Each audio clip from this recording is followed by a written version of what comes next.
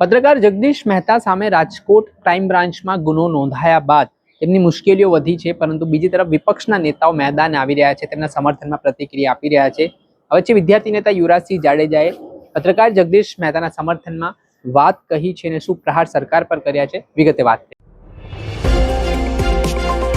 નમસ્કાર દર્શક મિત્રો, સ્કાયનેટ મીડિયામાં આપનું સ્વાગત છે।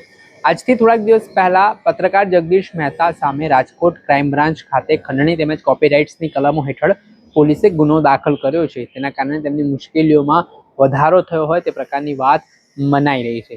ત્યારે આને લઈને વિપક્ષના નેતાઓ પણ હવે પોતાની પ્રતિક્રિયા આપતા જોવા મળી રહ્યા છે।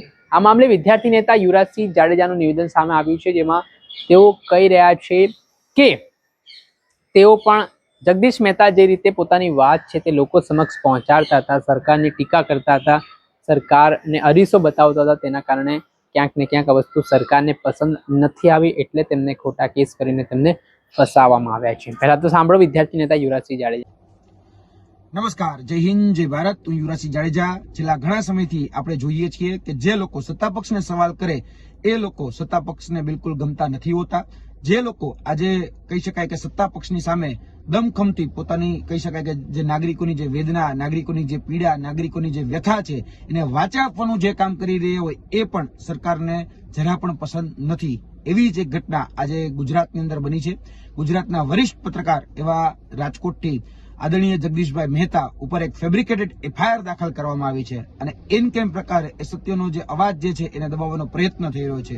એક નિષ્ઠાવાન પત્રકાર તરીકે એને પોતાનું જે કહી શકાય કે જે જવાબદારી હતી, પોતાનો જે ધર્મ હતો એ ધર્મ નિભાવવાનો પ્રયત્ન કર્યો અને થોડા સમયથી એ ખેડૂતોની જે વેદના, ખેડૂતોની જે પીડા, ખેડૂતોની જે વ્યથા હતી, એને મુશ્કેલીઓ જે હતી એને વાચા આપવાનું કામ એ સતત જગદીશભાઈ મહેતા કરી રહ્યા હતા અને વર્તમાનમાં એની પર ખંડણી જેવા આરોપ લગાડી અને એફઆઈઆર દાખલ કરી ક્યાંક ને ક્યાંક કહી શકે કે એને ફસાવાનો, એની ઉપર કિન્નાખોરી રાખી ક્યાંક ષડયંત્રના ભાગરૂપે એને ફસાવવાનો પ્રયત્ન થઈ રહ્યો એવું સ્પષ્ટપણે લાગી રહ્યું છે। એટલે આ જે ઘટના છે એ ઘટનાને અમે સખત અને કડક શબ્દોમાં વખોડીએ છીએ।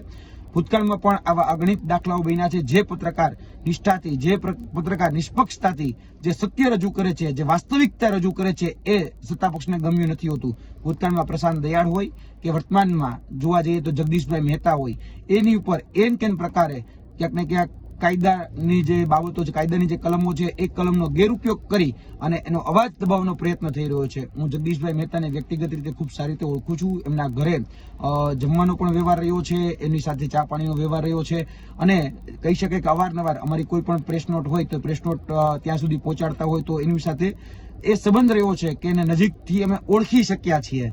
એટલે આ જે સંબંધો છે એમાં અમે સ્પષ્ટપણે એવું માનીએ છીએ કે એ ક્યારેય ખોટું ન કરી શકે। અમે કોઈનો બચાવ નથી કરતા, જો એને ખોટું કર્યું હોય તો એને દંડવા જ જોઈએ, એમાં બિલકુલ ના નથી।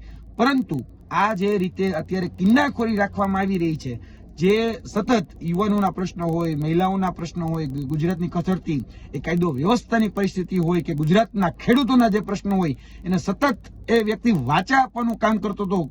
જે કહી શકાય કે સત્તા પક્ષ છે એ સત્તા પક્ષ એટલે કે ભારતીય જનતા પાર્ટીના કાન મરોડવાનું જે કામ કરતો હતો, આજે એ ગમતું નથી। એટલે ભારતીય જનતા પાર્ટીના પેટમાં જ્યારે તેલ રેડાઈ રહ્યું છે ત્યારે જગદીશભાઈ મહેતા ઉપર આજે જે ફેબ્રિકેટેડ એફઆઈઆર કરી અને ખંડણી જેવા આરોપ લગાડવામાં આવી રહ્યા છે।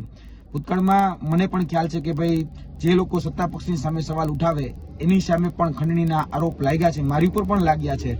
એટલે એ વાતના અમે સાક્ષી છીએ કે સરકાર એન કેન પ્રકારે આ અવાજ દબાવવા માટે આ પ્રકારની જે કાયદાની કલમો જે છે એનો ઉપયોગ કરતી હોય છે। કારણ કે કાયદા જોવા જઈએ તો વર્તમાનમાં બે અલગ અલગ કાયદા હોય એવું સ્પષ્ટપણે લાગી રહ્યું છે। ભારતીય જનતા પાર્ટી કે ભારતીય જનતા પાર્ટીના જે સમર્થકો હોય એના માટે કાયદો અલગ છે અને ભારતીય જનતા પાર્ટીની સામે જે લોકો કામ કરતા હોય અથવા તો જે સત્યનો સાથ લેતા હોય કે વાસ્તવિકતા રજૂ કરતા હોય તો એના માટે કાયદો અલગ બની જાય છે। એટલે આ કાયદાનું દોગલા માપદંડ કે દોગલાપણું એ પણ વર્તમાન સત્તા પક્ષ જે છે જે અઘોષિત કટોકટી જેવું અત્યારે વાતાવરણ ઊભું કરીને બેઠો છે।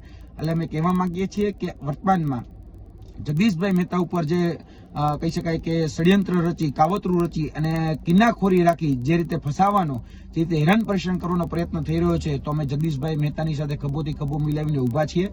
છેલ્લા ઘણા સમયથી એ ખેડૂતોનો અવાજ બની રહ્યા છે, છેલ્લા ઘણા સમયથી એ સામાન્ય લોકોની જે પીડા, વેદના, વ્યથા જે છે એનો અવાજ બની રહ્યા છે અને આ કહી શકાય કે કપરા સમયમાં અમે પણ જગદીશ મહેતાની સાથે ખભોથી ખભો મિલાવીને ઉભા છીએ. જો એને જેલમાં પૂરવામાં આવશે, જો એને ખોટી રીતે હેરાન પરેશાન કરવામાં આવશે, તો ગુજરાતની અંદર જો ભવિષ્યમાં જેલભરો આંદોલન કરવું પડે તો ગુજરાતના તમામ યુવાનો એ જગદીશભાઈ મહેતાની સાથે ખભોથી ખભો મિલાવીને ઉભા રહેશે.